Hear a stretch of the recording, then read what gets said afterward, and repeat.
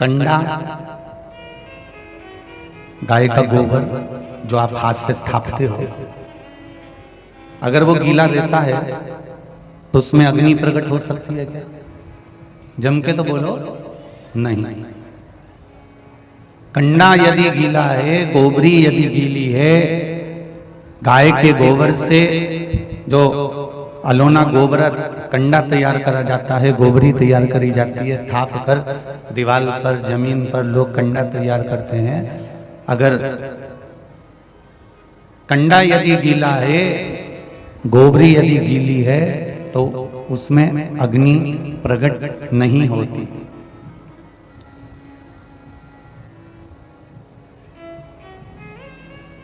उसी तरह ये मन है,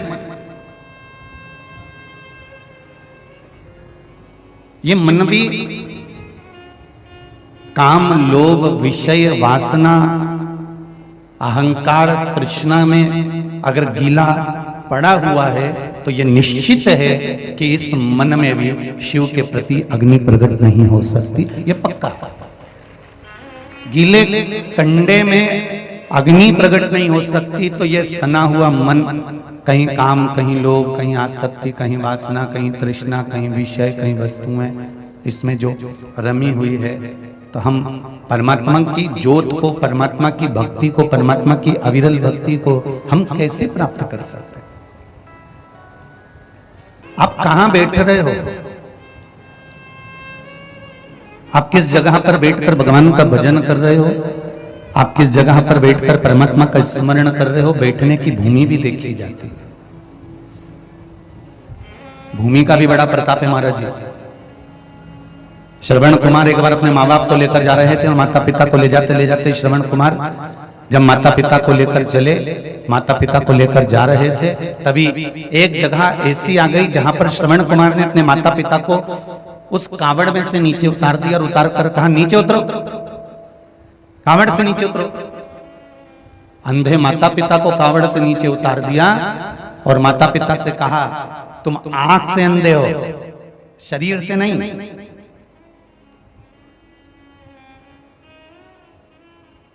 शरीर से तो तुम पैदल चल सकते हो ना, इन पांवों से तो तुम पैदल चल सकते हो,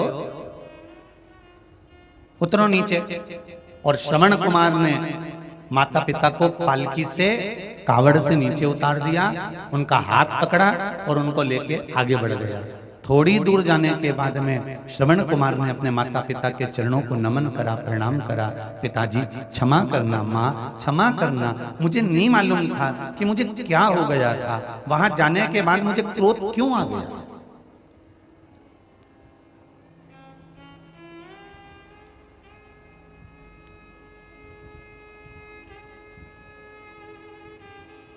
वहां पहुंचने के बाद मुझे क्रोध क्यों आया?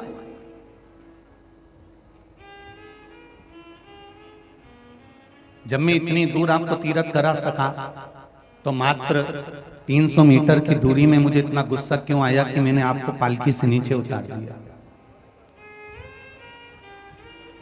श्रवण कुमार ने जब अपने माँ बाप से यह बात कही तो माता पिता ने कहा, गांव के लोगों को बुलाओ, मुझे उनसे बात करना।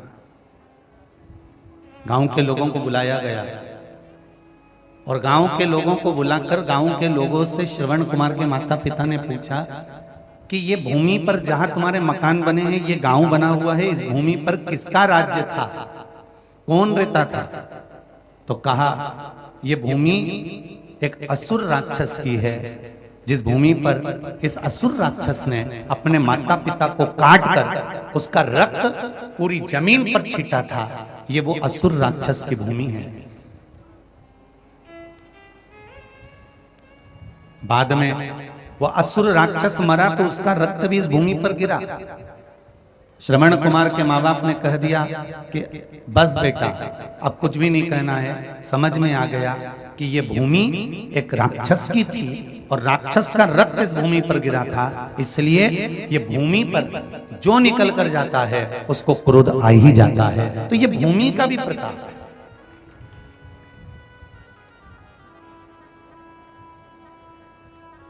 किसी किसी मकान में, किसी किसी घर में, घर के लोग बाहर रहते हैं तो बड़े सुखी रहते हैं, घर के बाहर रहेंगे तो मुस्कुराएंगे भी, बोलेंगे भी, हंसी मजाक भी करेंगे, स्नेह से भी रहेंगे, प्रेमवश भी रहेंगे।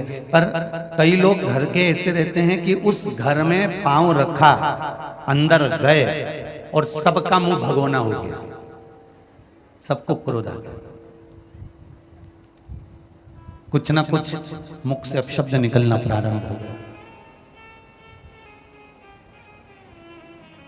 अब मकान तो बहुत बड़ा है, बंगला भी बहुत बड़ा है, व्यवस्थाएं भी बहुत अच्छी करके रखी हैं, 4 चांद लगा के रखे हैं पूरे बंगले में, पर उस बंगले में सब कुछ है, धन वैभव संपदा सब है, पर उस बंगले में अगर शांति नहीं है तो बंगले में वो धन अच्छा लगेगा क्या? संपदा अच्छी लगेगी क्या? नहीं। दरवाजे पर कार कब शोभा देती है? जब तुम्हारे घर का बेटा संस्कारवान हो तो दरवाजे की कार भी शोभा देती है। दरवाजे की कार दरवाजे पर जब शोभा देती है जब तुम्हारे घर का बेटा संस्कारित हो, तुम्हारे घर की बेटियां संस्कारवान हो, तब दरवाजे की कार शोभा देती है। वरना दरवाजे पर कारों की लाइन लगी हुई है, ढेर लगा हुआ है, सब कुछ सुख है, और तुम्हारा बेटा, तुम्हारी बेटी, तुम्हारे परिवार के लोग अगर गलत संगत में पड़े हुए हैं तो लोग कार नहीं देखते, ये देखते हैं कि उनके घर के संस्कार कैसे हैं। प्रयास करना, घर में बहू लेकर आना तो कार वाली मत लेकर आना, घर में बहू लेकर आना तो संस्कार वाली लेकर आना, जो तुम्हारे को 2 रोटी अच्छे से बना कर दे दे। टीवी, मोबाइल और दर्पण नहीं छोड़ेगी, और संस्कार वाली आ गई तो शिव महापुराण की कथा और मंदिर का द्वार नहीं छोड़ेगी, ये निश्चित है, ये पक्का है। अगर संस्कारवान आ गई तो वो भगवान की कथा कभी नहीं छोड़ेगी, आगे रहकर कहेगी मम्मी शिव महापुराण की कथा आ रही होगी, सियोर वाला महाराज कथा वाच रहा होगा, टीवी चालू कर दूं, आप भी सुनो, मैं भी सुनती हूँ। मम्मी आधे घंटे की निकल गई होगी, मम्मी चलो मैं तुम्हें लेकर चलती हूँ, अपने सागर में तो कथा हो रही है, 10 किलोमीटर की दूरी पर है, 15 किलोमीटर की दूरी पर है, 20 किलोमीटर की दूरी पर है। अरे बेटा कौन लेकर जाएगा, बेटे को दुकान से फुर्सत नहीं है, पति को ऑफिस से फुर्सत नहीं है, कथा में कौन लेकर जाएगा? बहू के गाड़ी मेरे को आती है, नीवी गाड़ी होगी, 10 रुपए लगाएंगे, ऑटो में बैठेंगे और कथा में जाएंगे, माँ चल मेरे साथ लेकर चलती हूँ, वो संस्कार वाली बहू।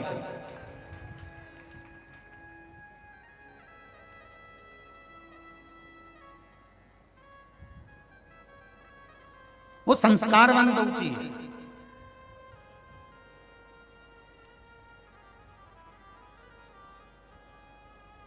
अब मालूम पड़े कार वाली तो लिया है, एक एक्सीडेंट हुआ उस कार का, अटाले में पड़ी है, कौन? कार, और बहु रुतबा उतना ही दिखाएगी, कार लाई थी, तुम्हें पूछना भी उतना ही पड़ेगा। भगवान से प्रार्थना करना कि प्रभु इतनी कृपा जरूर करना, मेरे विश्वनाथ, मेरे भोलेनाथ, मेरे त्रिकालदर्शी, मेरे कैलाशी, मेरे अविनाशी, इतनी दया जरूर करना कि ऐसी कृपा करना मैं मेरे बेटे की जब शादी करूं तो मुझे लड़की वालों से कोई धन ना लेना पड़े, मैं खुद आगे रहकर उस बेटी की भी शादी का खर्चा खुद कर दूं, ऐसा बनाना। हमें ऐसा मत बनाना कि हमें किसी से आशा रहे।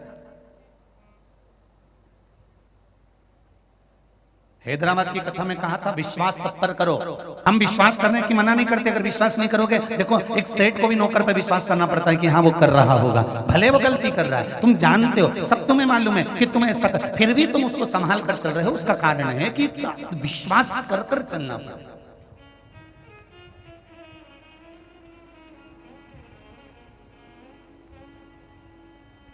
महाराज संगत का बड़ा फल बनता है। दरवाजे पर कार जितनी शोभा नहीं देती उतना परिवार में संस्कार शोभा देता है। कौवा उड़ते उड़ते मानसरोवर पर आ गया, बहुत सारे हंस बैठे हुए थे, सारे हंसों ने कौवे से कहा ये मानसरोवर है, यहाँ केवल हंस देते हैं। आप क्यों आए? यहां आपका कारण क्या है आने का? क्या काम है तुम्हें यहां पर जो तुम आ गए हो? कौवा बोला भाई देख, तू भी पक्षी है और मैं भी पक्षी हूं, बस अंतर इतना है कि तू गोरा है और मैं, अरे जम के तो बोलो, काला। अंतर केवल इतना है। तो एक ही समाज के ना है, तो एक ही जात के हैं, तो पक्षी। हाँ, तो उसमें दिक्कत क्या हो गई? अगर मैं यहाँ मानसरोवर में आ गया तो फिर तकलीफ क्या है? क्या कष्ट है? हंस ने कहा भाई देख, ये मानसरोवर है और यहाँ पर केवल सत्संग करने वाले हंस ही रहते हैं। कौवे तू यहाँ से चले जा। कौवा नहीं गया। कौवा जिद कर कर अड़कर वहीं बैठा रहा। कौवा गया ही नहीं। एक हंस की कौवे से दोस्ती हो गई। कौवा वहां रहने लगा। 4-6 दिन निकले।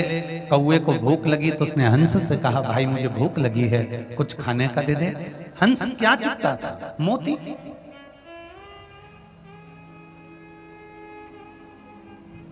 हंस मोती चुगता था, इसलिए कौवे के लिए मोती निकाल कर लाकर कौवे को दिया। ले कौवे, इसको खा ले। कौवे ने कहा मैं इसको खाऊंगा तो मेरी चोंच टूट जाएगी, मैं मोती नहीं खा सकता, मैं मोती को नहीं निगल सकता, ये मोती मेरे काम का नहीं है। हंस ने कहा भैया देख, हमारे पास तो यही है, क्योंकि हम हंस हैं इसलिए मोती ही चुगते हैं, हमारे पास तो यही है। अगर तुझे खाना हो तो खा, नहीं तो भूखा रह। कौवे ने जैसे ही मोती को उठाया और चोंच में लेकर उसको खाना चाहा तो मोती के कारण कौवे की चोंच टूट गई। कौवा भूखा रहने लगा, भूख के कारण बिलबिलाने लगा। तब कौवे ने हंस से कहा भाई अब मैं यहाँ नहीं रह सकता, तू मेरे साथ, मैं जहाँ रहता हूँ वहां चल। कौवा हंस को लेकर पहुंच गया शमशान में, बड़ के पेड़ के ऊपर जाकर बैठ गया। एक राजकुमार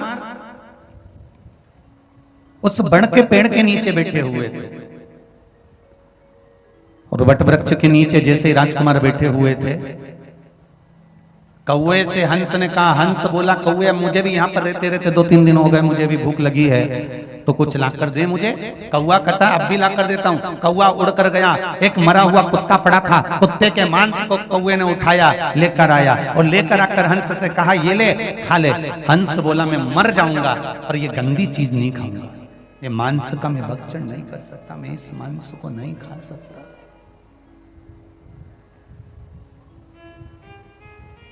मैं भले मर जाऊं पर ये मैं मांस का भक्षण नहीं करूंगा।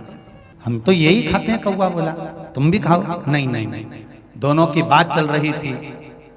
बात करने में मांस का टुकड़ा राजकुमार पर गिर गया। राजकुमार को क्रोध आया, उसने बाण साधा और जो तीर छोड़ा, छोड़ते से कौवा तो भाग गया, हंस को वो बाण लग गया, हंस जमीन पर गिर गया।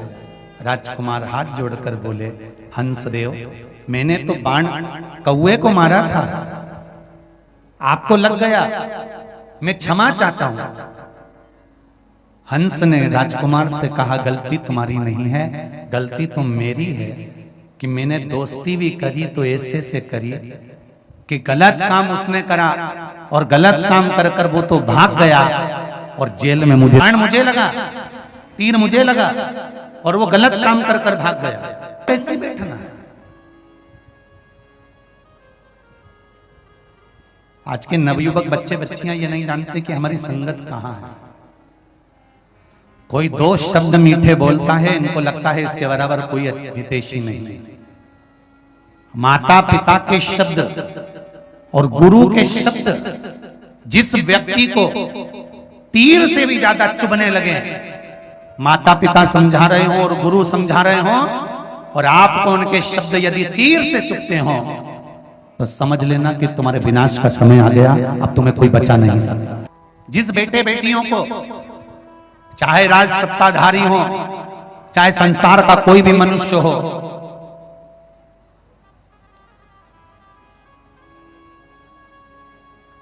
टीवी चल रही है आपके घर में, आस्था चैनल पर आप कथा सुन रहे हो, फेसबुक यूट्यूब पर आप कथा सुन रहे हो। कथा सुनते सुनते कोई महाराज ने आपको ऐसा शब्द कह दिया तो आपको गुस्सा आया तो आपने उसकी बुराई करना प्रारंभ कर दिया, आपने उसकी निंदा करना प्रारंभ कर दिया, आपने टीवी बंद कर दिया। पर आपने ये विचार नहीं करा कि महाराज कथा कर रहे हैं और कथा मुझ पर ला कर रही है, मतलब मुझ में कुछ ना कुछ कमी रह गई है, मुझ में कुछ ना कुछ कमी है जिसको मुझे ढूंढना, उसे मुझे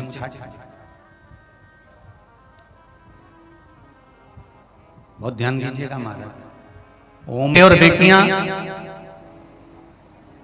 सबसे ज्यादा अगर शिव महापुराण की कथा अगर आज सुन रहे हैं तो घर की बहुएं, घर के बेटे, घर की बेटियां और छोटे बच्चे इस शिव महापुराण की कथा को सुन रहे हैं। और इसका मुझे बहुत आनंद का विषय है कि नवयुवक टीम आज शिव जी की कथा से जुड़ी हुई है।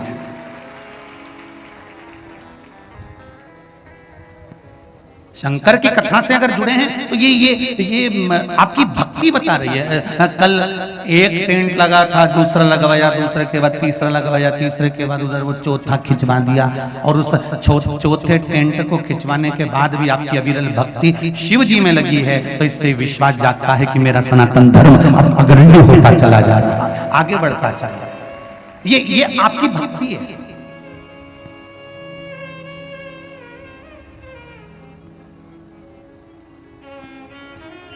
माता पिता के वचन, माता पिता के शब्द और गुरु के शब्द जब आपको तीर जैसे चुभने लगे, वो समझा रहे हैं, आप उनको बुरा समझ रहे हो, वो आपको समझाने का प्रयास कर रहे हैं, आप उनको अपशब्द कह रहे हो। अरे मम्मी तुम समझती नहीं हो, अरे पापा आपको मालूम नहीं है, गुरुजी आप जानते नहीं हो, आप तो अपने आश्रम में रहते हो, अपनी जगह पर रहते हो, कमरे से बाहर नहीं निकलते, जमाना कैसा है आपको क्या मालूम।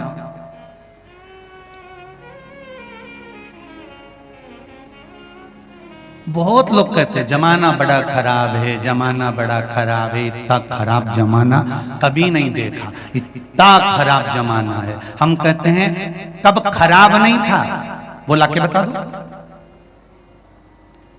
सत्ययुग में भी अंधकासुर था, सत्ययुग में भी भस्मासुर था, सत्ययुग में भी तारकासुर था। त्रेता आया तो त्रेता में भी रावण था। बोलो सही है कि गलत है? त्रेता में भी सूर्पणखा थी, त्रेता में भी मंथरा थी, त्रेता में भी ढेर सारे राक्षस थे,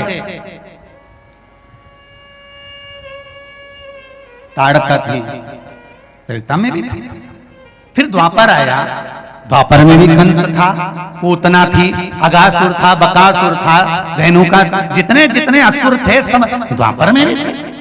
फिर कैसे कह सकते हो कि बड़ा बेकार जमाना चल रहा है, बड़ा बेकार जमाना चल रहा है, बड़ा बेकार जमाना चल रहा है? जमाना कौन सा अच्छा था वो तो बता दो।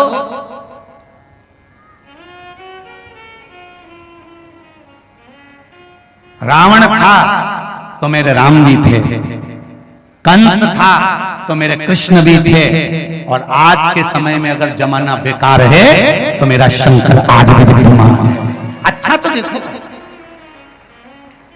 हम पूरी जिंदगी बस यही रोते रहे, जमाना बड़ा बेकार हो गया, बड़ी तकलीफ है, जमाना बड़ा बेकार हो गया, बड़ी तकलीफ है। हम जमाने का रोना रोते रहे, कभी ये विचार करा कि रावण था इसलिए मेरे राम जी को आना पड़ा, कंस था इसलिए मेरे कृष्ण को आना पड़ा, और जमाना आज भी अगर बेकार है तो मेरे महादेव को आना पड़ा। ये सोचना चाहिए कि मेरे शिव क्यों पधारे हैं, मेरे शंकर का आनंद क्यों है, क्यों राम, क्यों कृष्ण, क्यों शिव की भक्ति करना चाहिए।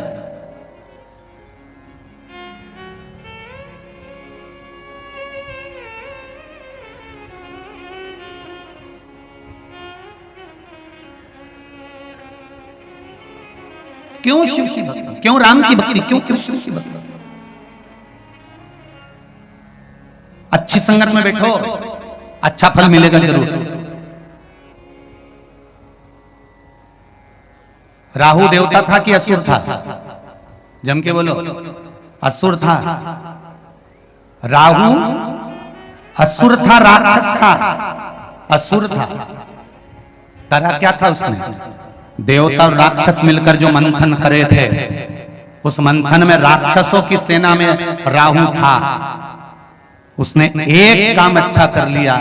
जब अमृत बट रहा था तो उसने विचार करा कि ये सारे जितने असुर बैठे हैं, राक्षस बैठे हैं, ये मोहिनी स्वरूप को देखकर लोभित हो रहे हैं, मुझे लोभित नहीं होना है। और वो राहु राक्षसों की सेना में से उठकर जहां चंद्र और सूर्य बैठे थे उनके बीच में कुर्सी लगा के बैठ गए।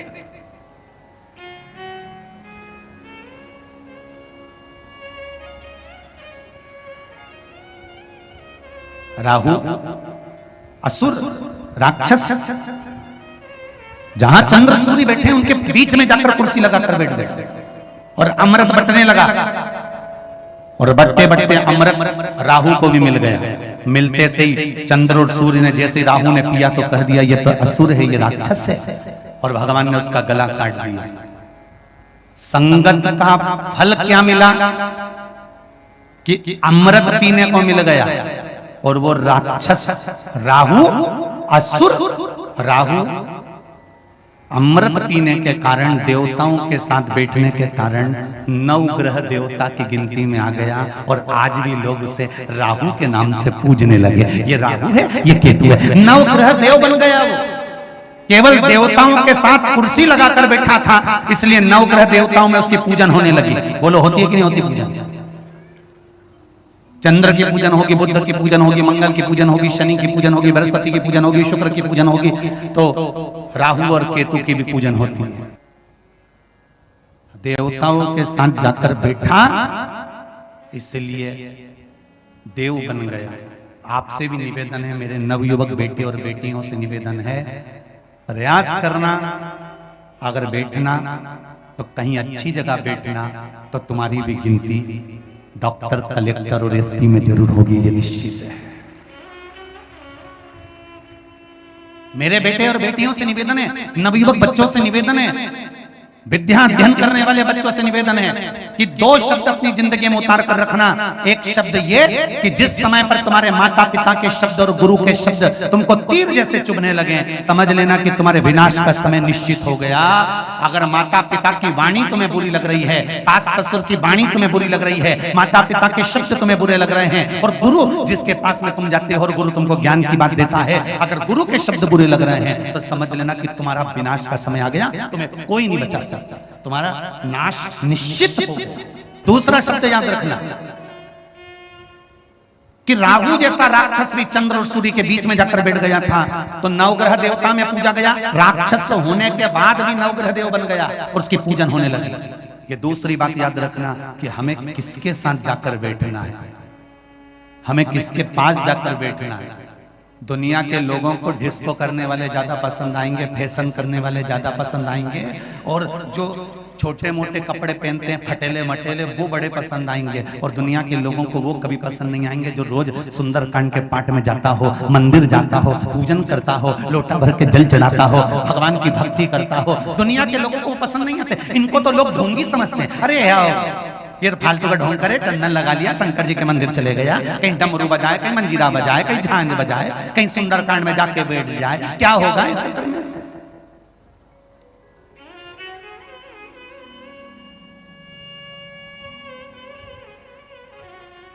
क्या होगा शिव जी को जल चढ़ाने से? क्या होगा शंकर भगवान को 1 लोटा पानी चढ़ाने से? क्या होगा शंकर भगवान को बेलपत्र चढ़ाने से? क्या होगा शिव जी की स्तुति करने से? क्या होगा सुंदरकांड का पाठ करने से? क्या होता है 1 लोटा जल चढ़ाने से? क्या होता है बेलपत्र चढ़ाने से? क्या होता है श्री शिवाय नमस्तुभ्यम बोलने से? ये सियोर वाले महाराज से जाकर मत पूछना। ये सागर में रहने वाले जो लोग शंकर के मंदिर जाते हो, उसमें से मंदिर के दरवाजे पर जाकर बैठ जाओ। जिनको विश्वास नहीं है, जो मंदिर में जल चढ़ाकर जा रहे हो, उनसे पूछना कि तुम पानी क्यों चढ़ा रहे हो और इसका लाभ क्या मिला है। सियोर वाला महाराज नहीं बताएगा। रोज मंदिर जाने वाला कोई ना कोई व्यक्ति तुम्हारे मुंह पर कहकर जाएगा कि मुझे जल चढ़ाने का ये लाभ प्राप्त हुआ। ये पत्र तो बहुत, ये प्रमाण के लिए ये पत्र तो बहुता है। बहुता, अति। पर इससे भी ज्यादा प्रमाण है जो शिव पर जल चढ़ा रहे हैं, जो शंकर का अनुमोदन कर रहे हैं, जो शिव की स्तुति कर रहे हैं, वो उसमें एक पत्र में बड़ी विशेष बात लिखी है, जरा ध्यान दीजिएगा। देखिए, 95 वर्ष की उम्र और 50 साल से हरनिया। अब कौन सा सियोर वाला महाराज इनको बबूती देने आया था कि कोई बेल बांध गया? सारी समस्या का हल एक लोटा जल, और वो दिल से चढ़ा होना चाहिए, विश्वास से चढ़ा होना चाहिए। दिखावे से कुछ नहीं होता। मेरे शंकर को दिखावा नहीं आता। शिव मंदिर जाना तो दिखावा करने मत जाना, दिल से। शंकर के मंदिर में दिखावे की जरूरत नहीं है, वहां तो दिल लेकर जाना। मैंने तेरे ही भरोसे, ओ बाबा तेरे ही भरोसे, हवा बिच उड़ती जावांगी, बाबा डोर हथो छड़ी नामे कटी जाऊंगी। शिव के द्वार पर केवल विश्वास लेकर जाइए, भरोसा लेकर जाइए। जब विश्वास और भरोसा लेकर जाओगे तो ये निश्चित है कि बाबा सुनेगा, सुने।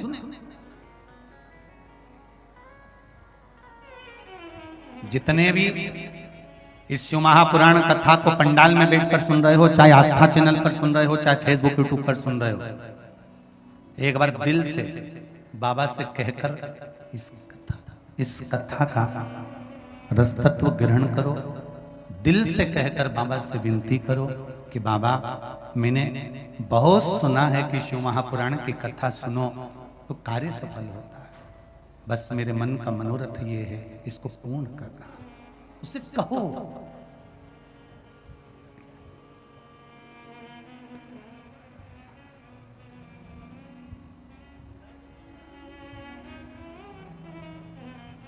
और जब दिल से कहोगे, आप उसको बोलो तो। एक भक्त ने प्रश्न किया है,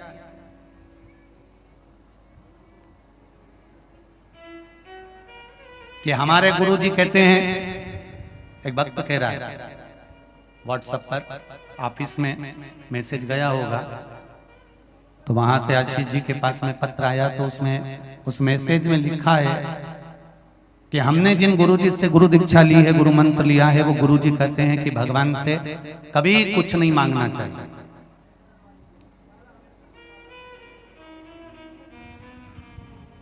और सियोर वाले महाराज हमेशा कहते रहते हैं कि भगवान से कहो, भगवान से कहो, भगवान से कहो। तो फिर हम उनकी सुने कि इनकी सुने? तो हमारा निवेदन है, जिसने आपको गुरु मंत्र दिया है आप उसकी सुनो।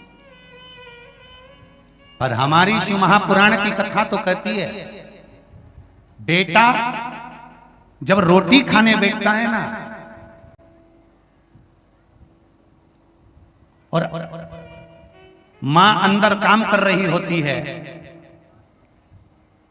और बेटा जब रोटी खाने बैठता है, और रोटी खाते खाते बेटा आवाज लगा कर कहता है, मम्मी मां आई, आज दाल अच्छी बनी है, एक रोटी और लाऊं मां, आज अमरस अच्छा बनाया है, लौंजी अच्छी बनी है, एक रोटी और लाना मां।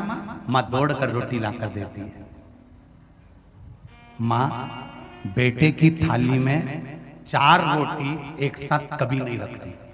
पत्नी में और मां में जमीन और आसमान का अंतर होता है। पत्नी पति की थाली में पहले ही 2 रोटी रख देती है, पर मां अपने बेटे की थाली में कभी 2 रोटी नहीं रखती, वो एक ही रखती है। क्यों? क्योंकि बेटा मुझे पुकारे और कहे मां एक रोटी और लाना, तो मां का चेहरा प्रसन्न हो जाता है और रोटी परसने के लिए भाग जाती है। पत्नी पति की थाली में 2 रोटी रख रही है क्योंकि बार बार देने जाना पड़ेगा, इतनी देर मेरा व्हाट्सएप छूट जाएगा। और मां बेटे की थाली में 1 रोटी रखती है कि बेटा बार बार मुझे पुकारे, बार बार मुझे बुलाए, और बेटा मुझे बार बार बुलाएगा, बेटा मुझे बार बार पुकारेगा तो माँ खुश होकर उसको दाल देने जाएगी, उसको रोटी देने जाएगी। बेटा खुश होकर माँ को पुकारेगा, माँ दौड़ कर आएगी और भोजन देने का प्रयास करेगी। वो माँ होती है। उसी तरह शिव महापुराण की कथा कहती है, जैसे एक माँ का नाम लेकर बेटा बार बार पुकारता है और माँ उसको बार बार देती है, उसी तरह जब संसार में जन्म लेने वाला मनुष्य मेरे देवाधिदेव महादेव को पुकारता है तो महादेव भी बार बार आकर देकर प्रसन्न होता है। वो मेरा शिव है, वो मेरा शंकर है।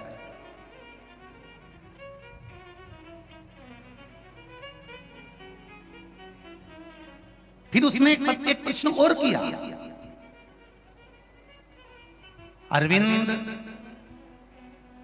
जी व्यास जिसने ये मैसेज भेजा है कानपुर से, आपका मैसेज हमें मिल गया था, उसका एक उत्तर हम दिए हैं। और दूसरा प्रश्न है आपका कि हमारे गुरुजी कहते हैं कि एक जगह बैठकर तप साधना करो, एक जगह बैठकर माला करो, एक जगह बैठकर भजन करो, एक आसन से बैठकर मंत्र जाप करो।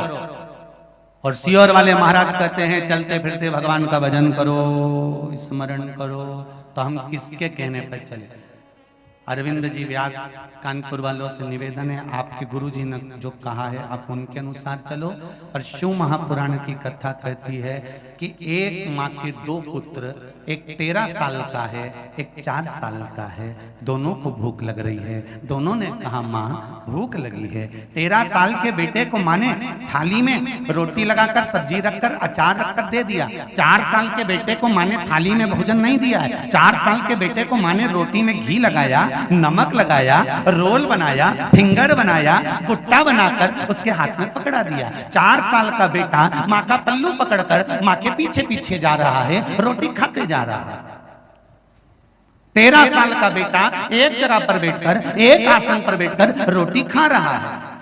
हमें भगवान से कहना है कि हमें 13 साल के बेटे जैसा मत बनाना कि एक जगह बैठकर हम तेरा व्रत कर सकें, एक जगह बैठकर तेरी साधना कर सकें, तेरा तप कर सकें, तेरी आराधना कर सकें। हम में इतना बल नहीं कि हम एक जगह बैठ सकें। हमें तो 4 साल के बेटे जैसे बनाकर रखना कि माँ के पीछे जाता जाता और खाता जाता। हमें तो 4 साल के बेटे जैसे बनाकर रखो, 4 साल के बेटे जैसा बनाकर रखना कि चलते फिरते तेरा भजन करें, चलते फिरते तेरा स्मरण करें, चलते फिरते तेरा नाम जपें। दुकान खोले तो राम कहें, दुकान से जाए तो राम कहें, दुकान को प्रणाम कर कर ताला लगाकर जाए तो राम कहें, और जहां बाइक चलाते चलाते भी मंदिर के सामने से निकल जाए तो हर हर महादेव कहें। बस ऐसा चलता फिरता बनाकर रखना। हमें 4 साल के बेटे जैसा बनाकर रखना, हमें 13 साल या 14 साल के बेटे जैसा मत बनाना। हम संत नहीं, हम साधु नहीं, हम सन्यासी नहीं, हम तपस्वी नहीं, हम साधक नहीं, हम व्रती नहीं, हम नियम धारण नहीं कर सकते, हम बहुत बड़े नहीं बन सकते। हमें तो छोटा बनना है। और संसार में जितने छोटे बनकर चलोगे उतने सुखी रहोगे।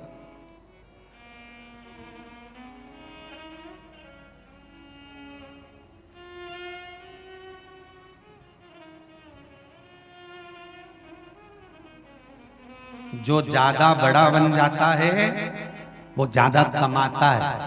वो ज्यादा कमाता है तो अपनी कमाई परिवार में कम लगाकर नौकर चाकर में ज्यादा लगाता है। जो कम कमाता है अपने लिए कमाता है, अपने परिवार के लिए कमाता है और सुखी जीवन के लिए कमाता है। छोटे बनकर रहने में जिंदगी का सबसे बड़ा सुख है, बड़े बनकर नहीं। जिसके घर में 2 बहुएं हों, बड़ी और छोटी, उनको खुद देख लेना तुम। बड़ी बहू काम कर करके मर जाएगी तो भी उसको यश नहीं मिलेगा, और छोटी अभी आई और थोड़ा बहुत काम करे, सास की निगाह में मेरी छोटी बहू, छोटी बहू, छोटी बहू, ऐसी जोरदार छोटी छोटी छोटी इतनी बढ़िया अभी आई, और वो बड़ी बहू बेचारी 8 साल से 10 साल से काम कर करके मर गई, उसका नाम नहीं। हाँ, पर छोटी ने जरा सा काम करा तो छोटी अच्छी, छोटी ने जरा सा बोला छोटी अच्छी, हमारी छोटी बहू, छोटी बहू, छोटी बहू। बड़ी और छोटी में अंतर है। भगवान से कहना कभी बड़ा बनाकर मत भेजना, छोटे बनाकर भेजना। मेरे राम जी महाराज किसी बड़े के घर में नहीं गए थे, लंकापति रावण के घर में भी प्रवेश नहीं करे थे। मेरे राम जी महाराज गए थे तो शबरी के घर में गए थे, शबरी के घर पहुंचे थे। छोटा बनाकर रखाना, भगवान से कहना बड़ा नहीं चाहिए। बड़ी बहू थोड़ी सी गलती कर देती है तो सास कह देती है देख के चलना नहीं आता, और छोटी जरा सी गलती करती है तो सास कहती है अभी आई है, नहीं नहीं है, सीख रही है। छोटे बनकर तो जिन्होंने प्रश्न किया वो अच्छे से सुन लेना। शिव महापुराण की कथा कहती है चलते फिरते भजन करिए, नाम जाप करिए, स्मरण करिए, कीर्तन करिए, मंत्र जाप करिए, चलते फिरते श्री शिवाय नमस्तुभ्यम जपिए, श्री शिवाय नमस्तुभ्यम, या पंचाक्षर नमः शिवाय या षडाक्षर ओम नमः शिवाय जपिए, दिल से जपिए और दिल से पुकारो, दिल से पुकारो।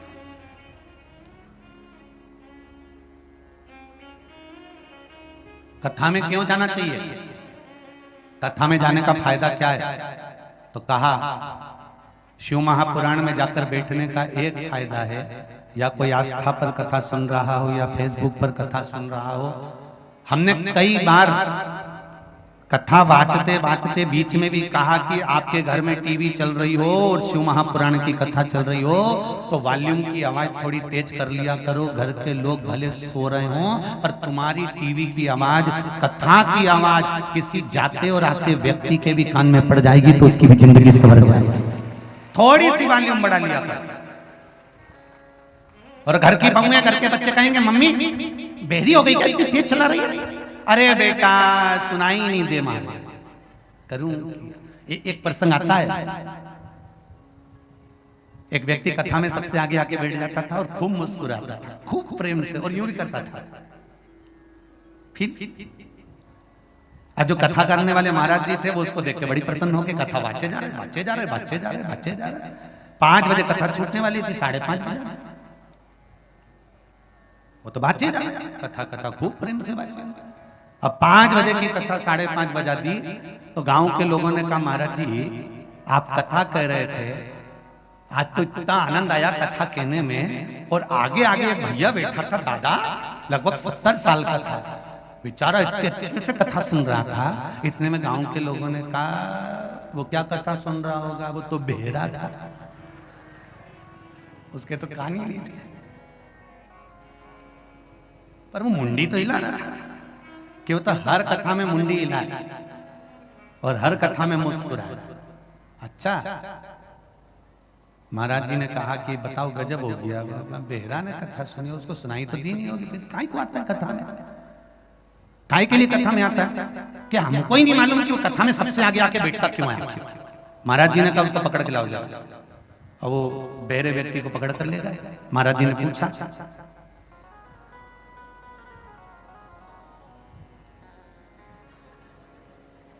अब बोले भी तो कोई फर्क न पड़े। तो महाराज जी ने देखा कि ये सुनने वाला तो है, फिर भी महाराज जी ने 1-2 शब्द तो इनको, जिसको अंदाजा रहता है बात करने की बहरे व्यक्ति से वैसी, तो इन्होंने फिर बोला कहां से आए हो?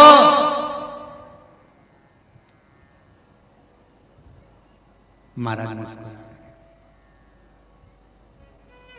कहां से आए हो? अब जो उन्होंने फिर मुस्कुराया, महाराज जी को लगा ये बोल नहीं पा रहा, तो महाराज जी ने लिख कर दिया कि आप कहां से आए हो? मैं गांव में रहता हूँ, मंदिर के पास में पीपल का पेड़, उनके पास में महाराज झोपड़ा, वहां से। तो तुम्हारे को सुनाई तो देता नहीं है, पंडित जी ने लिखा, फिर कथा में क्यों आते हो? गांव के व्यक्ति ने जो जवाब दिया है, उसने कहा मैं कथा सुनने मेरे लिए नहीं आता क्योंकि मुझे तो सुनाई देता नहीं, मैं तो मेरे बेटों के लिए कथा सुनने आता हूं। महाराज जी ने फिर पूछा तुम्हारे बेटे कथा में बैठते हैं? नहीं। फिर किसके लिए सुनते हो? बेटों के लिए। क्यों? मेरे बेटों को फुर्सत नहीं दुकान से, मुझे देता नहीं सुनाई, मेरे बेटों को मैंने कहकर रखा है जहां भी कथा हो मुझे ले जाकर बिठाने जाओ और एक बेटा लेने जाओ। कम से कम मेरे बेटे कथा नहीं भी सुनते तो कम से कम कथा के दरवाजे तक पहुंच तो जाते हैं, बस उतना ही मुझे फल। तेरे मंदिर में आना मेरा काम है और मेरी बिगड़ी बनाना तेरा काम है, तेरे द्वार पर मैं आ तो गया, दर्शन दिखाना तेरा काम है। वो बहरा व्यक्ति कहता है एक बेटा मुझे छोड़ने आता है और एक बेटा मुझे लेने आता है। मैं परमात्मा से कहता हूं कि मैंने मेरे बेटों को शिव महापुराण का दरवाजा दिखा दिया, तो आप भी मेरे बेटे को बैकुंठ का रास्ता जरूर दिखाना, इतनी सी विनती है। भले टीवी पर कथा सुन रहे हो, सागर में सुन रहे हो, सागर में कथा हो रही हो, तो अपने बच्चों से कहना दुकान धंधा पानी बाद में हो जाएगा, जो कमाया सब यहीं छोड़कर जाना है। एक बार मुझे शिव महापुराण के पंडाल तक ले जा, अगर दिन में समय नहीं मिले तो शाम तक ले जा, रात तक ले जा। महाराज भले चला गया होगा पर शिव पुराण तो वहीं पर है, मुझे उसका दर्शन कर। पत्नी अपने पति से कह दे आज मुझे शॉपिंग करने नहीं जाना है, आज मुझे किसी पार्टी में या होटल नहीं जाना है, मुझे लेकर अगर चलना है तो मुझे शिव महापुराण के पंडाल में ले जाओ, जिस पंडाल में बैठकर लोग शंकर का नाम लेते हैं, जहाँ की रज कंकर शंकर है, उस भूमि पर मैं जाना चाहती हूँ। एक बार उस शिव महापुराण को नमन कर कर आना चाहती हूँ, मुझे उससे विनती करना है, उससे निवेदन करना है।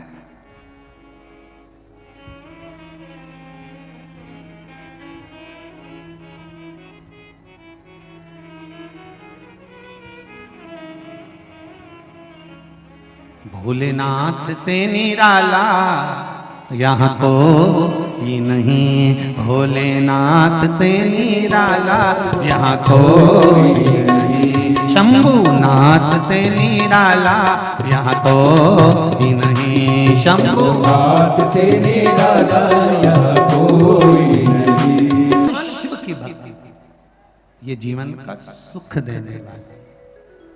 शिव का डमरू डम डम डोले, अगम निगम के भेद ये गोले,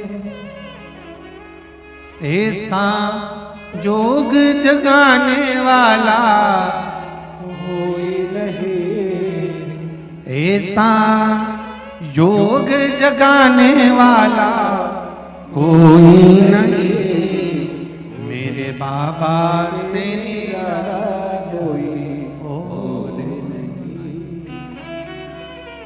श्री शिवाय नमस्तुभ्यं, श्री शिवाय नमस्तुभ्यं, श्री शिवाय नमस्तुभ्यं, श्री शिवाय नमस्तुभ्यं, श्री शिवाय नमस्तुभ्यं। भगवान शिव की भक्ति।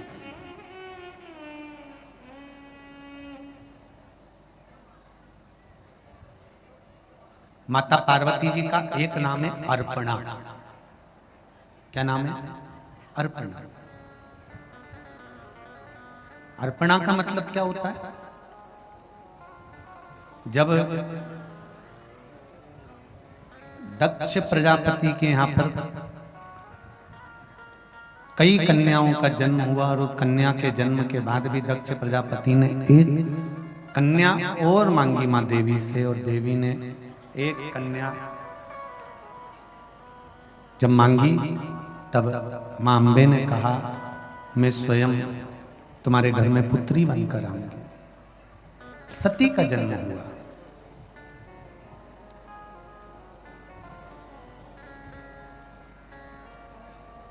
सती मैया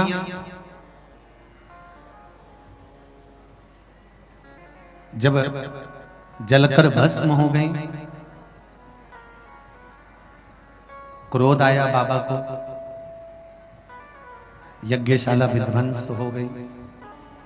जो सती माता जलकर भस्म हुई थी वही हिमालय राज के घर में मेनावती के यहाँ पार्वती बनकर जन्मी। यदि ये शिवजी की भक्ति कर ले और शंकर को यदि राजी कर ले तो शंकर भगवान इनके पति बन सकते हैं।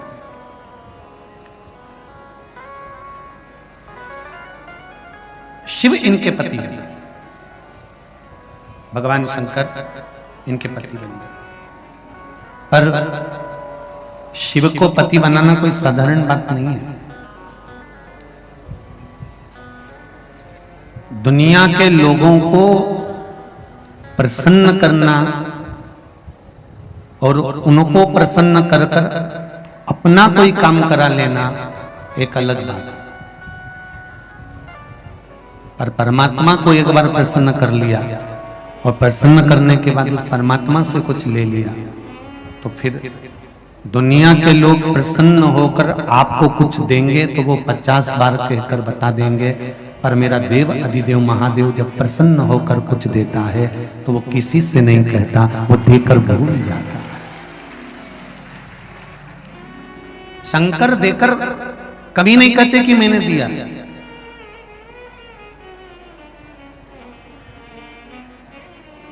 वो देने के बाद भूल गया। बार बार जो देकर बताए उसकी प्रधानता नहीं है हमारा। हम कई बार कहते हैं कि शिवजी का नाम एक शक्कर की तरह है।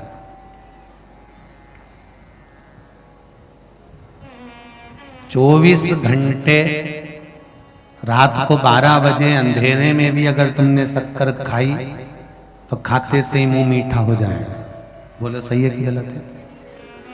दिन में भी शक्कर खाई तो मुंह मीठा होगा। लाइट बंद है, चारों तरफ अंधेरा है, अंधेरे में भी अगर शक्कर का डब्बा खोलकर तुमने शक्कर मुंह में रख ली तो मुख मीठा होगा। दिन में देख कर भी खाओगे तो मुख मीठा होगा।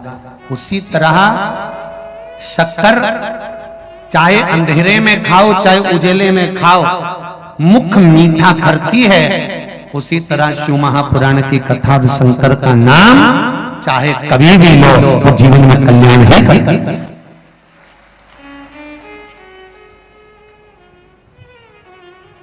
तुम्हारा मन नहीं है ना कथा में तो भी तुम जाके बैठे, क्या होगा उससे? कहा मटका नल के नीचे अगर उल्टा भी रखा है, रखे रहने दो, भले नहीं भराएगा पर ठंडा तो रहेगा। उसी तरह शिव महापुराण में मन नी भी लगे ना तो भी एक बार जाकर बैठना चाहिए। नी अगर ज्ञान मिलेगा कम से कम 3 घंटे शीतल तो रहेगा, अच्छा काम तो करेगा, बुराई से तो बचेगा, बुरा कर्म तो नहीं करेगा। 3 घंटे कम से कम अच्छे कर्म में लगा रहेगा।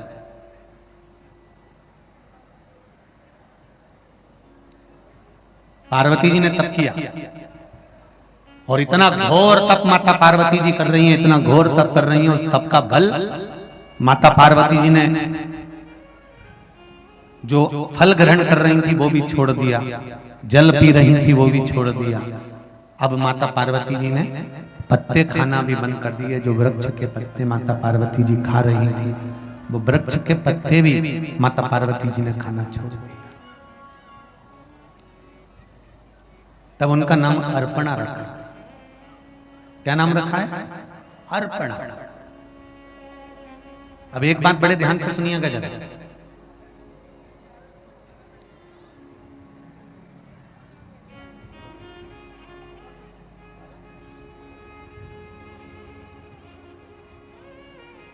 एक बार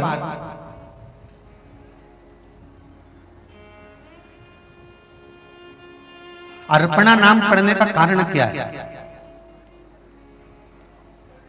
क्यों माता पार्वती जी को पत्ते खाना पड़े?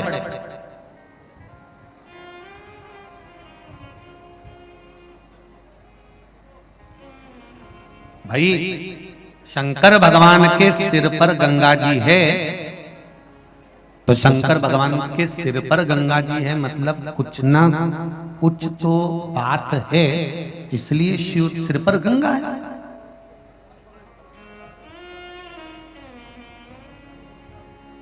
कोई ना कोई बात है, इसलिए सिर पर गंगा जी है।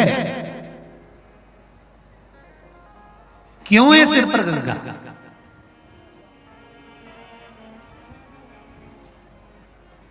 जब देवाधिदेव महादेव ने, भगवान शंकर ने माता पार्वती के पुत्रों का भरण पोषण नहीं करा था तो माता पार्वती जी ने कह दिया था आपके मस्तक पर भार नहीं है ना, इसलिए आप संतान का भरण पोषण नहीं कर रहे हो। बाबा भोलेनाथ, आज मैं पार्वती एक वचन कहती हूं कि तुम्हारे सिर पर भी 24 घंटे भार बना रहेगा। इसलिए शिव जी के सिर पर गंगा का भार 24 घंटे रखा रहा। कोई कारण हो सकता है।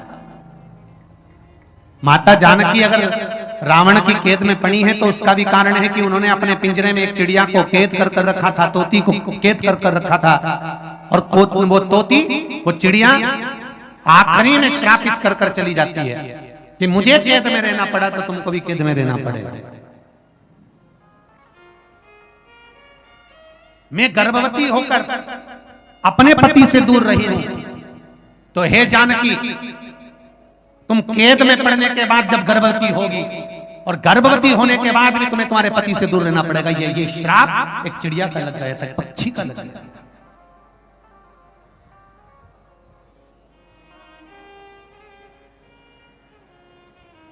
एक प्रश्न किसी ने करा है, उस प्रश्न में किसी ने पूछा है कि हमने सुना है कि गर्भवती नारी, हम अगर मंदिर जाते हैं शिव जी के तो गर्भवती नारी शिव जी के मंदिर ना जाए, ऐसा किसी ने बता दिया। तो क्या गर्भवती नारी शंकर का आराधना नहीं कर सकती है?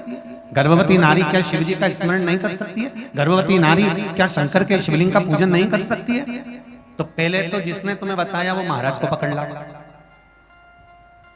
और उनसे पूछो किस पुराण में किस जगह पर लिखा हुआ है कि गर्भवती नारी शंकर को जल नहीं चढ़ा सकती। किस पुराण में किस जगह लिखा है कि शंकर भगवान की आराधना गर्भवती नारी नहीं कर सकती? कौन सी पुराण है? क्योंकि शिव महापुराण की कथा तो ये कहती है कि आप अपने जीवन काल में प्रतिदिन और अगर किसी को कथा सुनना हो कि गर्भवती नारी शिव की आराधना करती कि नहीं करती, तो उसके लिए घृष्णेश्वर महादेव की कथा पढ़ना। कौन से महादेव की?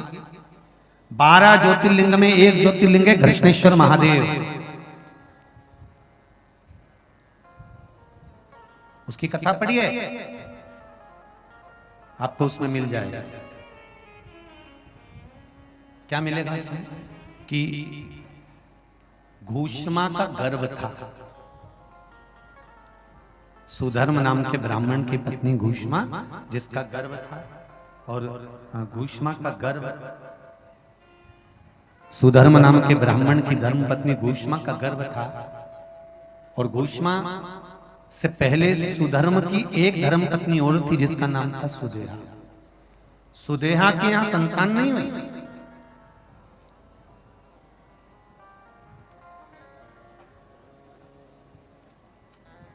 जब सुदेहा की यहां संतान नहीं हुई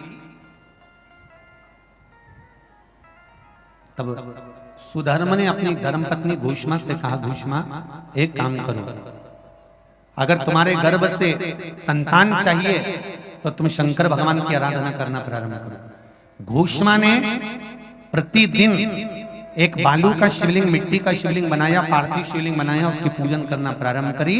और पूजन करते करते करते करते करते करते समय बीता और घूष्मा के पूजन का फल ये मिला कि पूजन करते करते घूष्मा का गर्भ ठहर गया। घूष्मा का गर्भ महाराज, जब घूष्मा का गर्भ ठहर गया, संतान गर्भ में आ गई, घूष्मा ने तब कहा कि अब मेरे से ये पार्थिव शिवलिंग बनता नहीं, बैठ के बनता नहीं, क्या करूं मैं? पति ने कहा जो नजदीक का शिव मंदिर हो उस शिव मंदिर में जाकर मात्र शिवलिंग का स्पर्श कर लेना। आप में से कितने लोग हैं जो शंकर जी के मंदिर में जाकर चंदन की 3 उंगलियां शिवलिंग पर घुमाते हो ना? शिवलिंग पर 3 उंगली, तो ये 3 उंगली घुमाने का फल क्या है?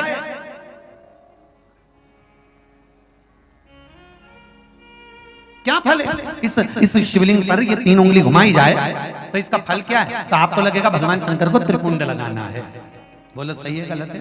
आप तो यही सोचोगे ना कि शिव जी को त्रिपुंड लगाया गया है, पर नहीं, शिव महापुराण की कथा कहती है, ओम शिव महापुराण की कथा ये सागर में जो चल रही है, इसमें आप अगर विद्धेश्वर संहिता को या पार्वती खंड को निकालोगे या आप स्कंद पुराण का या लिंग पुराण की कथा को उठाकर देखोगे तो उसमें वर्णन आता है, जब कोई पुरुष, नारी या बच्चा अगर चंदन लेकर गया है, अष्टगंध लेकर गया है या जल चढ़ाने के बाद चंदन भी नहीं है, अष्टगंध भी नहीं है, लाल चंदन भी नहीं है और मात्र उंगली से 3 लाइन खींचता है, उसका मतलब त्रिपुंड लगाना नहीं होता, उसका मतलब होता है कि उसने एक पार्थिव शिवलिंग का निर्माण कर पूजन कर ली है। यह फल प्राप्त,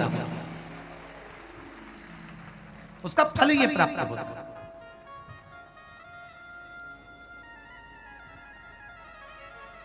अब आप तो अभी तक सोचते थे कि हमने तो चंदन लगा दिया है, हम तो भगवान को चंदन की लाइन खींच कर, हम भगवान को त्रिपुंड बना कर आए। त्रिपुंड नहीं,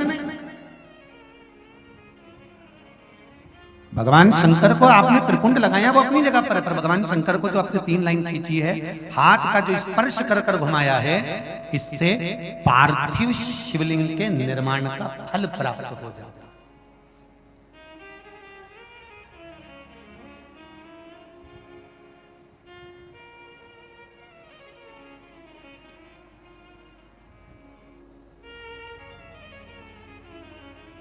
विशेष जब कामना रहती है, विशेष कामना, आज आपका मन कर गया 108 चावल के दाने मेरे को शिव जी को चढ़ाना, 108 चावल के दाने मुझे आज शंकर भगवान को चढ़ाना, विशेष आज आपके मन में कोई मनोरथ बड़ा है, कोई कामना बड़ी है और बाबा से आपने विनती करी कि मेरा ये कार्य अटक रहा है, आप पूरा करोगे, मुझे विश्वास है। 108 चावल के दाने चढ़ाना है, आपने चंदन लगाया, हाथ की हथेली पर 108 चावल के दाने जो घर से गिनकर लेकर गए हो उसको हथेली में रखा, एक एक चावल का दाना नहीं चढ़ाया, हथेली में रखकर जो विशेष कामना, जैसे किसी कर्मकांडी ब्राह्मण से पूछा जाए पूजन होने के बाद में विशेष अर्घ दिया जाता है, विशेष अर्घ,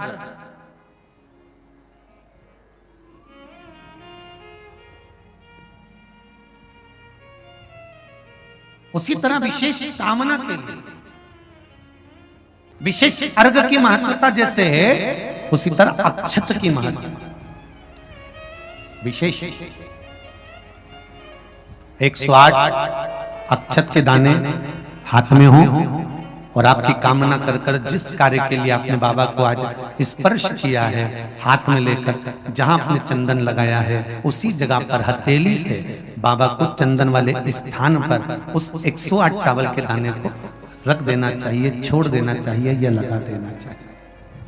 विशेष अर्घ का महत्व किसी कर्मकांडी ब्राह्मण से अवश्य पूछना कि उसका फल क्या होगा। विशेष अक्षत का महत्व शिव महापुराण की कथा करते हैं, विशेष अक्षत। अब आपका समर्पण, आप जो देवाधिदेव महादेव को समर्पण कर रहे हो, भगवान शंकर की आराधना कर रहे हो, भगवान शिव की स्तुति कर रहे हो, भगवान शंकर के स्मरण में लगे हुए हो, उसका एक महत्व है, उसका एक सुख। शिव पुराण कर रही है, शंभो शरणे पड़ी मांगू घड़ी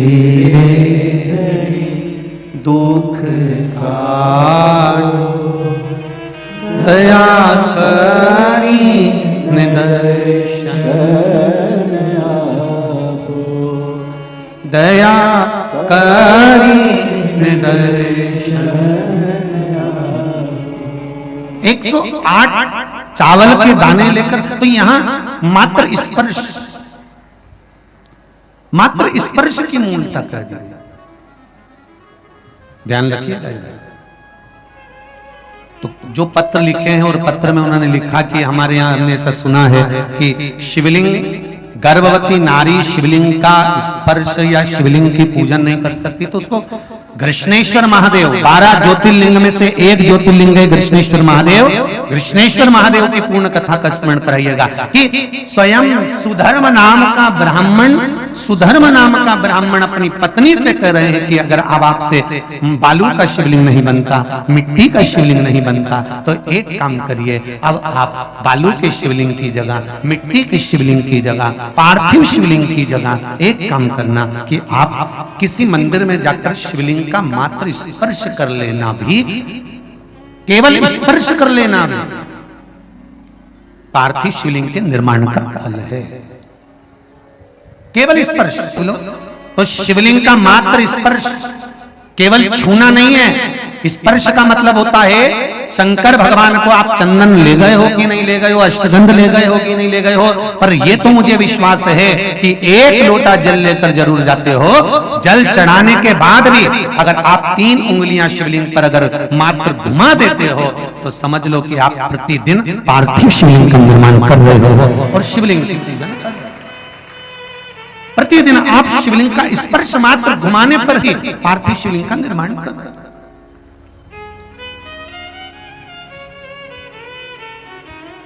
अब जिसके मन में संशय है कि शिव जी का गर्भवती नारी पूजन ना करे, और ऐसा जिसने बताया है ना, तो उसको जरूर एक बार पकड़ के लेकर आना और बताना कि भाई कौन सी पुराण में किस जगह लिखा है कि ये शिवलिंग का यहाँ पर दर्शन नहीं करना चाहिए, उसका वर्णन होना चाहिए। अगर शिव महापुराण की कथा में से कोई भी चीज चढ़ाने की बात करते हैं, जैसे काली मिर्ची चढ़ाने का बोला, तो उसका भी प्रमाण शिव महापुराण में है। आप छाट सकते हो, निकाल सकते हो, देख सकते हो। गेहूं के दाने का प्रमाण शिव महापुराण में है। अरहर की दाल का प्रमाण शिव महापुराण में है।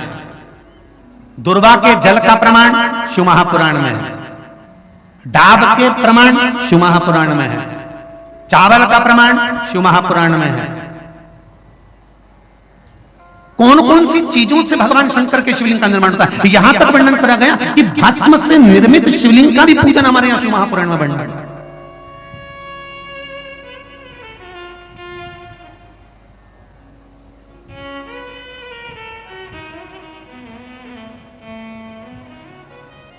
आप शंकर की आराधना में जितनी भी चीजें व्यासपीठ से अगर श्रवण करते हैं तो उसका स्मरण आपको रहना चाहिए, उसका स्मरण रहना चाहिए।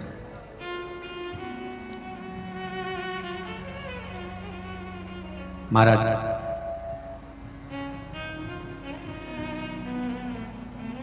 गर्भवती नारी भी शंकर भगवान के मंदिर में जाकर उसका स्पर्श शिवलिंग का कर सकती है, किसी को रोक नहीं है।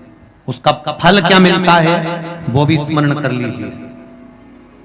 घूष्मा को बेटा हुआ, सुधर्म ने कहा कि इस बेटे को तुम सुदेहा को दे दो, उसकी संतान नहीं है। जब तुम्हें एक पुत्र हो गया है तो दूसरा भी हो जाएगा। उन्होंने सुदेहा को दे दिया। सुदेहा ने पाल पोस कर बेटे को बड़ा कर लिया, उसकी शादी कर दी, घर में बहू आ गई। बहू को मालूम पड़ा कि मेरी असली सास तो घूष्मा है, ये सुदेहा मेरी असली सास नहीं है। क्रोध आ गया, उसने सास को पूछना बंद कर दिया सुदेहा को। गुस्से में आ गई सास। सुदेहा ने मन में सोचा कि बेटा ही नहीं रहेगा तो बहू किस काम की रहेगी। बहू गई थी मायके, सुदेहा ने अपने बेटे के टुकड़े टुकड़े कर कर कपड़े में बांध कर तालाब में फेंक दी।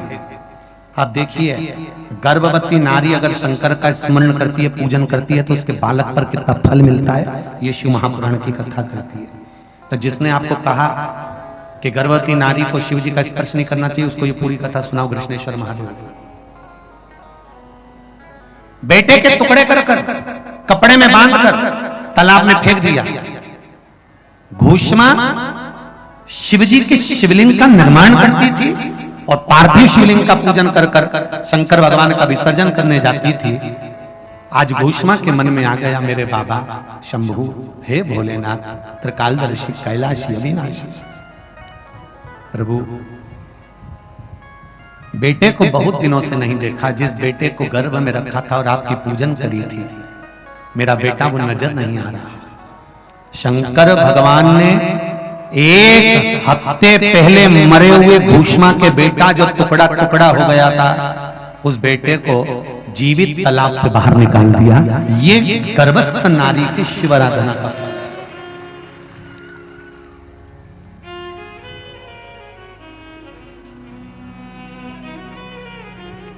फिर कहेंगे शक्कर रात को खाओ तो भी मीठी लगेगी, दिन में खाओ तो भी मीठी लगेगी। शिव नाम, शिव महापुराण की कथा आपकी मर्जी पड़े तब श्रवण करो। शंकर के मंदिर में जब तुम्हारा मन पड़े तब जाओ। हाँ, आजकल ब्राह्मण देवताओं ने थोड़ा सा नियम बना दिया कि इतनी बजे तक जल चढ़ाएंगे, इसके बाद नहीं चढ़ाएंगे। और मेरे शंकर भगवान का पहले मंदिर में कोई कपाट नहीं होता था। शिव जी का जो मंदिर होता था उसमें दरवाजे का कोई काम नहीं होता था। मेरा शंकर तो अड़भंग है, उसके दरवाजे पर कपाट नहीं है, उसके मन में कपट नहीं है और उसके भक्त के मन में झंझट नहीं है। ऐसा मेरा शिव का भक्त। शिव के मंदिर में कपाट की जरूरत, जब तुम्हारी मर्जी पड़ जाए, सवेरे फुर्सत मिल जाए सवेरे लोटा भर के जल ले जाओ, दिन में फुर्सत मिल जाए दिन में पहुंच जाओ। पर अब थोड़ा सा लोगों ने नियम बना दिया कि हम अब 12 बजे के बाद जल नहीं चढ़ाने देंगे, या इतनी बजे जल नहीं चढ़ाने देंगे, या प्रदोष के समय पर हम जल नहीं चढ़ा। या तो शास्त्र कह रहा है, शिव महापुराण की कथा कर रही है कि माँ और बाप का जो कमरा होता है वो बच्चों के लिए कभी बंद नहीं होता, कभी भी उसके लिए बंद नहीं किया जाता। शंकर कौन है? पिता। पार्वती कौन है? माँ। तुम्हारे घर में भी माँ बाप होंगे। जिस कमरे में माता पिता सोते हैं ना, उस कमरे में दरवाजा लगाने की जरूरत नहीं पड़ती। बच्चे तुम सो क्यों? क्योंकि जब छोटे बच्चे को जरूरत पड़ती है अपने माता पिता की, तो माँ और बाप को दौड़कर जाना पड़ता है। इसलिए माता पिता को दरवाजे की जरूरत नहीं पड़ती। अवस्था जब माता पिता की ढलती चली जाती है, ढलती चली जाती है, ढलती चली जाती है, तो वो कमरे में नहीं हॉल में जाकर सोना पसंद करते हैं, सबके भीतर रहना, सबके बीच में रहना पसंद करते हैं। उसी तरह मेरा देवाधिदेव महादेव है, मेरा शिव है, मेरा शंकर है, उसको कपाट की जरूरत नहीं है। वो तो ये कहता है कि जब तेरे जीवन में दुख है, तकलीफ है, कष्ट है, तू दौड़ कर चले आ, मेरे पास में आ और मेरे पास बैठ, जीवन का सुख प्राप्त हो, जीवन का आनंद प्राप्त हो। और वो सुख साधारण नहीं हो सकता।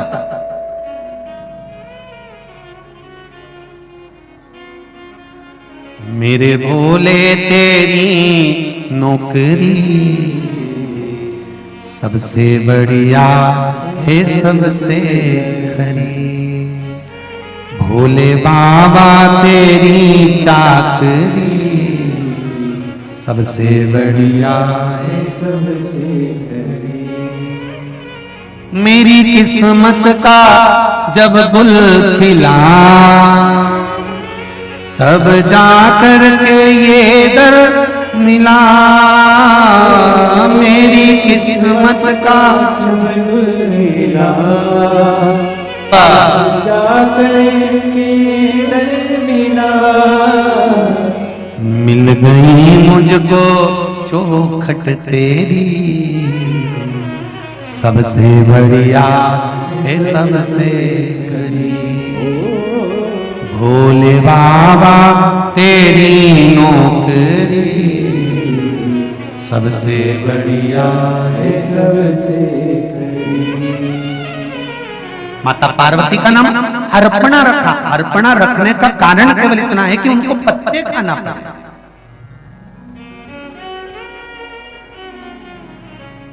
क्यों? एक बार बाबा भोलेनाथ अघोरी बन गए। अघोरी मतलब भस्म रमाई, जटा बांधी, शरीर पर काले वस्त्र धारण कर लिए, एक स्थान पर जाकर मेरे भोलेनाथ जी लेट गए। इंद्र जा रहे थे। इंद्र को अभिमान बहुत था और इंद्र का अभिमान इतना बढ़ चुका था कि इंद्र किसी को पूछ नहीं रहा।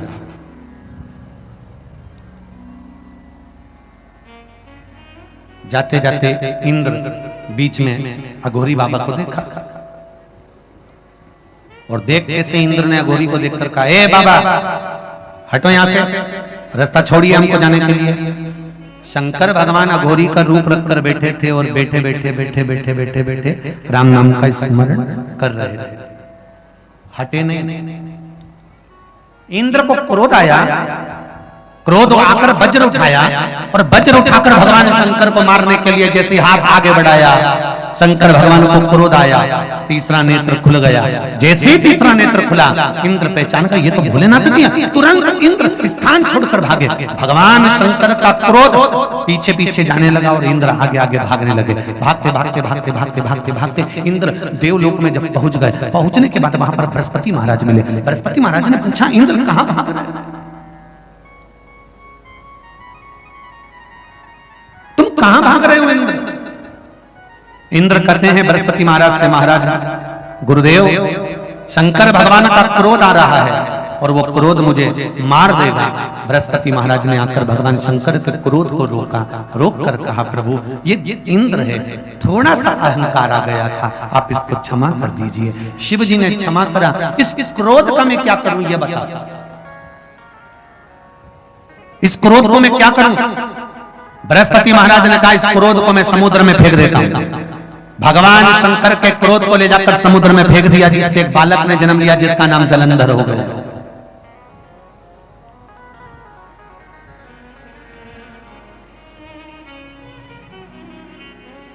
जलंधर की धर्म पत्नी हुई वृंदा, जो भगवान की भक्ति में डूबी रहती थी। वृंदा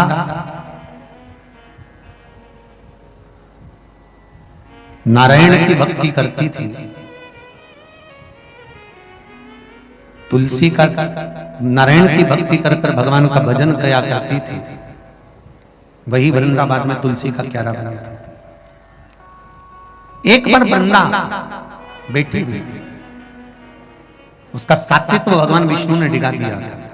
शंकर भगवान ने जलंधर को मार दिया। वृंदा रोती रोती बोली थी कि हे भोलेनाथ, मेरी तप साधना इतनी प्रबल रही है कि मेरे अपने पति के प्राणों को मैं बचा कर रखी हूं।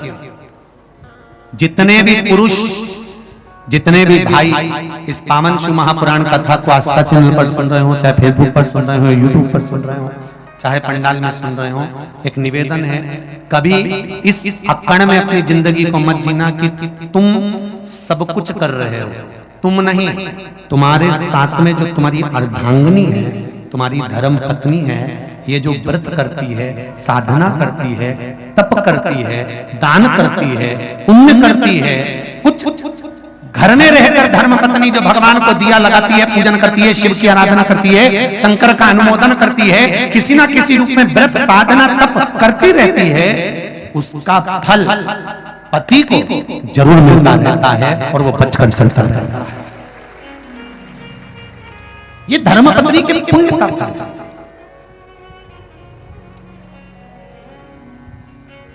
इस अभिमान में ना जिए कि मैं सब कुछ कर लेता। नहीं नहीं नहीं, नहीं।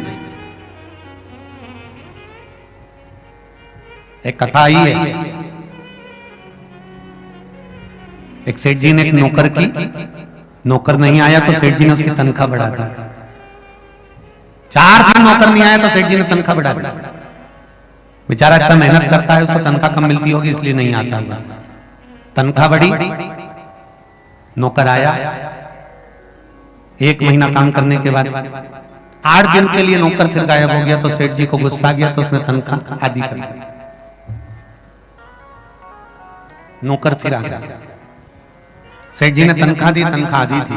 सेठ जी ने नौकर से कहा, क्यों रे, मैंने तुझको तनख्वाह दुगनी कर कर दी तो तूने मुझे धन्यवाद नहीं दिया, और आज मैंने तनख्वाह आधी कर दी तो भी तो कुछ नहीं बोला।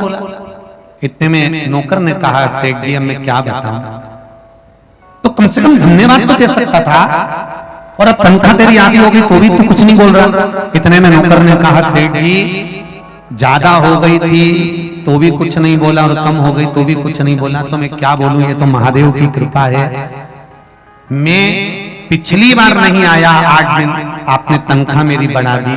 उस समय पर मेरी पत्नी के गर्भ से पुत्र हुआ था, जैसे ही मैं आया मुझे दुगनी तनख्वाह मिली, तो मैंने महादेव जी से कहा, बारे महादेव गजब करा, घर में एक संतान बढ़ाई तो उसके भाग्य की तनख्वाह भी मेरी दुगनी करके भेजना कर दिया। बड़ी कृपा।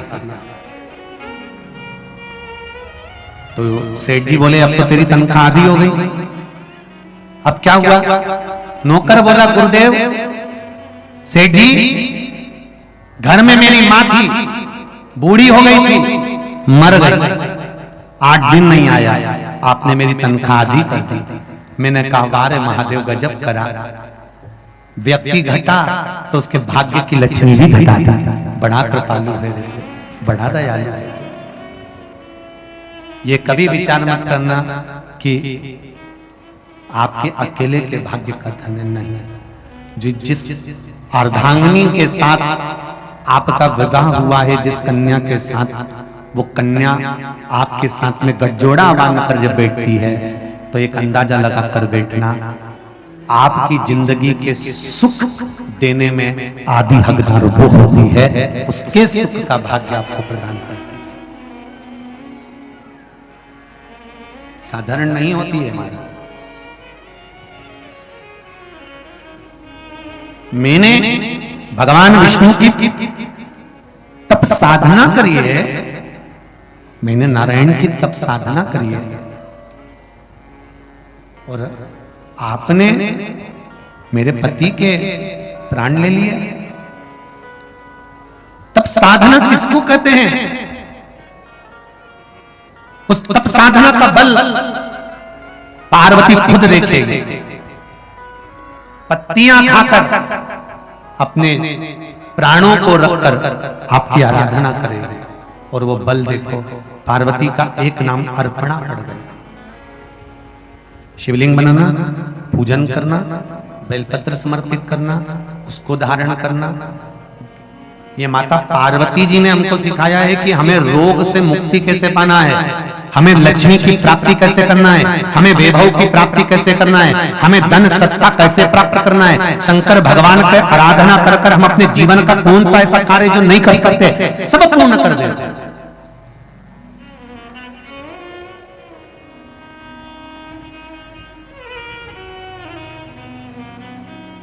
अभी एक वीडियो फेसबुक पर जारी हुआ है, उसको देखा होगा आपने। एम्स हॉस्पिटल में ट्यूमर का ऑपरेशन चल रहा है और डॉक्टर ऑपरेशन करने वाला उस व्यक्ति से कह रहा है कि आज हम आपका जो ऑपरेशन करेंगे उसमें आपको बेहोश नहीं करेंगे, आप हनुमान चालीसा का पाठ पढ़ो, महामृत्युंजय मंत्र को याद करो और हम ऑपरेशन करते जाएंगे। मुझे विश्वास है इस ऑपरेशन के बाद लोगों का विवेक काम करना ठप कर देता है, और जब मंत्र का नाद करते रहोगे ऑपरेशन पूर्ण होगा तो आपका स्थिर मन रहेगा और ये चित्त मेरा महादेव स्नान देगा। आप भी सर्च करना, पढ़ना, उसको देखना। हनुमान चालीसा का पाठ जिसका ऑपरेशन हो रहा था वो भी पढ़ रहा था और महामृत्युंजय का पाठ भी बीच बीच में कर रहा था। अकाल मृत्यु हो मरे जो काम करे चंडाल का, काल उसका क्या बिगाड़े जो भक्त हो महाकाल का। जो शिव का उपासक होता है उसका काल क्या बिगाड़ सकता है? शिव की आराधना तो करो, सारी समस्या का हल एक लोटा जल। शिव के मंदिर जाना चालू कर दो, शंकर के द्वार जाना चालू कर दो। हम ये कभी नहीं कहते कि आप कहीं बाबा जोगियों के चक्कर में पढ़ो, कहीं बेल भभूति के चक्कर में पढ़ो, कहीं इधर उधर पढ़ो। हम तो एक बात कहते हैं कि तुम्हारे नजदीक में जो शिव मंदिर हो वहां जाकर उसकी चाकरी में लग जाओ, एक लोटा जल लेकर उसको स्नान कराओ, जाकर कहीं मंदिर में कुछ कचरा हो तो उसको साफ कर दो और अपने जीवन को निर्मल बनाओ। शिव मंदिर की ललक डमरू और ढोल लेके आई थी, बड़ा सुंदर बच्चे लोग, जैसे उज्जैन महाकाल में आरती में जो ढोल बजता है और मंजीरे और डमरू बजते हैं, ऐसे वो बच्चे बजा रहे थे। उसको देखकर इतनी प्रसन्नता हुई, इतनी प्रसन्नता हुई कि बाबा देवाधिदेव महादेव की कृपा सागर वालों पर तो है। एक दिल की बात कहना चाहते हैं कि जब वो बच्चे झूम कर अपनी मस्ती में नगाड़े बजा रहे थे और मंजीरा बजा रहे थे और डमरू बजा रहे थे, तो जितने लोग वहां खड़े थे उनका भी हृदय नाच रहा था। बोलो सही है कि गलत है? जितने लोग खड़े थे उनका भी मन नाच रहा था, डोल रहा था, प्रसन्न हो रहा था। तो एक निवेदन तो मैं इस व्यासपीठ से आप सबसे कर सकता हूं कि हमारे सनातन धर्म के मंदिरों में जो आप लोग मशीन द्वारा नगाड़े बजाते हो और घंटी बजाकर मशीन से आरती करते हो, निवेदन है एक ढोल और 2 मंजीरे तो सब मंदिर में बजा सकते हो। एक ढोल 2 जोड़ मंजीरे प्रत्येक शिव मंदिर में रखना चाहिए। और जितने छोटे छोटे बच्चे हैं उनसे निवेदन है, आप रोज मंदिर में जाकर आरती में नहीं खड़े हो सकते, उन बच्चों को ट्रेनिंग देना चाहिए कि छोटे छोटे बच्चे कम से कम सोमवार की सोमवार प्रदोष काल में जब सारे नगर की माताएं पशुपति व्रत करने शाम को आती हैं, उस समय पर देवाधिदेव महादेव की जब आरती हो तो आप ढोल बजाओ और मंजीरा बजाकर शिव जी की आरती। ये मशीनों से देवता की आरती का विधान किसी पुराण में नहीं लिखा रे बाबा। तुमने भगवान की आरती को मशीनों पर लाकर छोड़ दिया, इसलिए मरते समय तुम्हें भी भगवान ने वेंटिलेटर पर ले जाकर छोड़ दिया।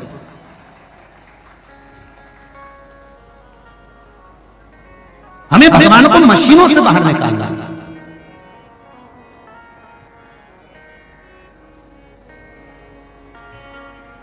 प्रत्येक शिव मंदिर में जितने भी शंकर के मंदिर हैं और उन मंदिरों में एक एक ढोल और बड़े बड़े बड़े बड़े 2 जोड़ मंजीरे या 4 मंजीरे उन बच्चों को दिया जाए। और प्रत्येक मंदिर में यह होना चाहिए कि वो ढोल और मंजीरा बजे। और जब भगवान की आरती हो, और आरती करने वाले ब्राह्मण देवता से भी निवेदन है कि आप जब भगवान की आरती करो, छोटे छोटे बच्चे जब ढोल बजा रहे हो तो इतना सा निवेदन है 4-5 आरती एक साथ मत गा देना, नहीं तो बच्चों के हाथ दुखने लगे। एक आरती गाना, उस आरती में सब समाया, एक आरती में सब समाया हुआ। सारे देवताओं की आरती अलग अलग है, पर शंकर जी की आरती एक ही है। और उस आरती में तीनों देवता की आरती है। ब्रह्मा, जरा बोलिए, ब्रह्मा विष्णु सदाशिव जानत अविवेका, प्रणवाक्षर के ओमाक्षर के यह तीनों एक, ओम जय शिव श्वेतांबर सफेद ब्रह्मा जी, पीला विष्णु जी, श्वेतांबर बागांबर अंगी, ओ भोले बाला। और देखिए चक्र त्रिशूल, चक्र है, कमंडल है, त्रिशूल है। शिव, ब्रह्मा और विष्णु सारे मंदिरों में शंकर भगवान का जय घोष करते हुए जब शिव की आरती गाओगे तो केवल शंकर की आरती नहीं है, 33 कोटि देवी देवता की आरती एक साथ गाई जाती है। केवल शिव की आरती, केवल शंकर की आरती।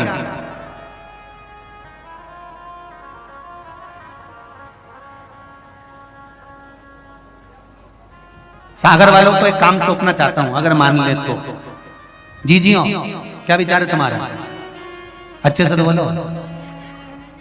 सागर वालों को एक काम सौंप रहा हूं। सागर वालों उसके साथ में जितने भी लोग कथा सुन रहे हैं आस्था चैनल पर, फेसबुक, यूट्यूब पर, जितनी माताएं पशुपति व्रत करने जाती हैं वो कुछ थोड़ा थोड़ा इकट्ठा कर कर, या पुरुष वर्ग जो या नगर के सेठ हो, गांव के सेठ हो, थोड़ा सा इकट्ठा कर कर एक ढोल, 2 जोड़ मंजीरे, जितने गांव में शंकर के मंदिर हैं उन मंदिरों में देना प्रारंभ करो। और उस मंदिर में आरती आपके ढोल और मंजीरे पर। मशीनों के द्वारा जो ढोल और मंजीरे बज रहे हैं, मंदिरों में घंटाल बज रहे हैं, घंटियां बज रही है, उस मशीनों से भगवान की आरती नहीं होना चाहिए। हाँ, कहीं करना हो तुम्हारी मर्जी पड़े वहां पर शिव की आराधना दिल से करो। जब ढोल बजे और मंजीरा बजे और दिल से आप उसको रिझाओ तो वो दिल से हमने देखा है जब वो हरतालिका तीज करती है ना माता, कितने लोग करते हैं रात उठा हरतालिका तीज वाले? सब करते हो। तो हरतालिका तीज की जब माताएं करती है ना, तो हरतालिका तीज के दिन रात्रि को माताएं डीजे वीजे नहीं बजाती है। हरतालिका तीज के दिन रात्रि को भजन करते समय माताएं ढोलक और मंजीरा बजा बजाकर जब भजन गाती है ना, तो पूरे मोहल्लों में, गलियों में एक अलग वातावरण उत्पन्न हो जाता है। लोगों को लगता है कि आज हरतालिका तीज का व्रत है, आज साधना हो रही है, आज उपास हो रहा है, आज भगवान का व्रत धारण किया गया। शिव मंदिरों से मशीनों को बाहर करना है, शंकर के मंदिरों से मशीनों को निकालकर बाहर करना है। हम स्वयं शंकर का भजन करें, यह भाव प्रकट करना। माता का नाम अर्पणा रखा, माँ ने तप करा, साधना करा, फिर उस तप साधना के बल पर शिव जी राजी हुए। शंकर भगवान का विवाह माता पार्वती जी के साथ में पक्का हुआ है। शिव दूल्हा बन रहे हैं, माता पार्वती दुल्हन बन रही है। शंकर को दूल्हा, दूल्हा को कहते हैं बना और दुल्हन को कहते हैं बनी। बना और बनी इसलिए कहा गया कि दोनों में बनकर रहे, इसलिए बना बनी का नाम दिया गया। आप लोगों के यहाँ भी शादी में बना जी और बनी जी गाया जाता है, दोनों में बनकर चले तो समझ लो बना और बनी है।